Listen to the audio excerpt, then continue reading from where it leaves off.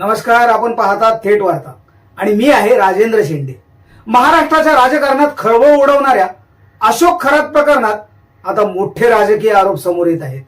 काँग्रेस नेते नाना पटोले यांनी या प्रकरणात राज्यातील 4 मंत्र्यांचा थेट सहभाग असल्याचा गंभीर दावा केला आहे। नाना पटोले यांच्या म्हणण्यानुसार अशोक खरात प्रकरणातील संपूर्ण सत्य अद्याप समोर आलेलं नाही। या प्रकरणात केवळ लहान लोकांवर कारवाई होत असून मोठ्या नेत्यांची चौकशी व्हावी अशी मागणी त्यांनी केली आहे।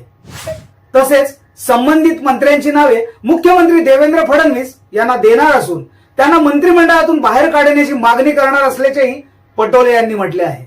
दरम्यान आमदार रोहित पवार यांनी देखील या प्रकरणातील मोठ्या व्यक्तींवर कारवाई करण्याची मागणी केली आहे। राज्यात कायदा आणि सुव्यवस्था बिघडत असल्याचा आरोप विरोधाकडून करण्यात येत आहे। या प्रकरणात पुढे आणखी कोणते खुलासे होतात, कोणावर कारवाई होते आणि समाजातील राजकारण कोणते वळण घेते हे पाहणे महत्त्वाचे आहे।